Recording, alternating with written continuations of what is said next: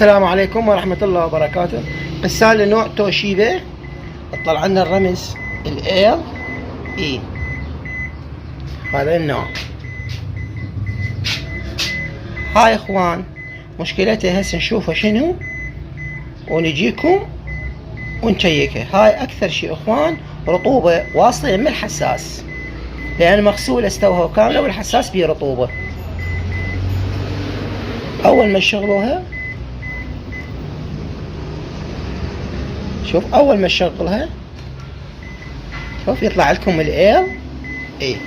نطفيها حماية.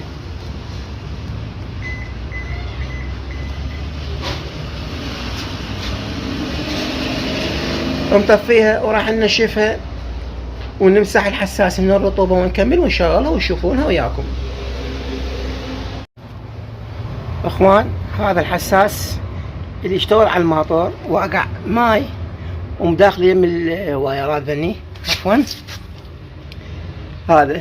هذا بيه فيش تشلحن وتجفف المكان وتفتحها، يا ريت تفتحها ما تسيطر تجففها هنا والملف المغناطيس، او اذا عندك سشوار او فير تضربها حرارة تنشف هذا انتهت.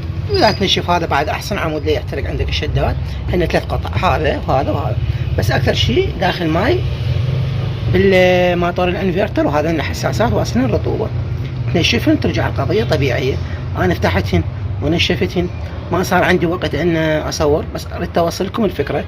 هاي سامولة 17 تفتحها تسحب هاي عليك راح تلقى ملف تنشفه كل شيء ماكو، تنشفه من الرطوبة تعوفه مفتوح. هاي كليبسات هنا نثوفها تسحب هاي قطعتين، هاي قطعة وهاي قطعة تسحبهن وتعوف المفتوحات تنشفن بعض الشميس او سشوار في حرارة وترجع تقبطه ويروح عندك الرمز الايري. هسه من بعد ما كملناها هسه راح نشغلها وياكم ونشوف الرمز راح لو ما راح. هسه من بعد ما نشفناها من الرطوبة ونظفنا الحساس راح نشغلها وياكم. هاي اشتغلت طبيعية، هاي طبيعية. شوف هاي الخباطة بعدني ما شادها، لان احنا قلنا لكم غسلناها وسببت هاي الايرور الاي ال، سبب الغسل والرطوبة. من بعد ما نشفناها تقريبا تنشفها ساعة ساعتين وترجع طبيعية. وهاي عندنا كلها تمام، وتقدر ادوس لك زر الستار. صار عندك عملية دور، هاي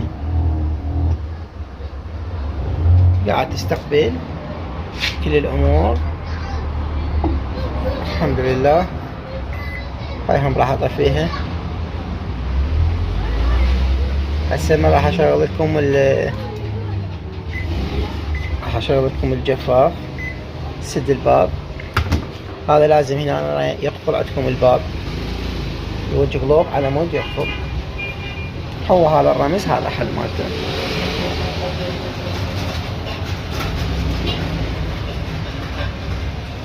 هاي الغسالة شوف قفل عندنا، القفل استوى قفل.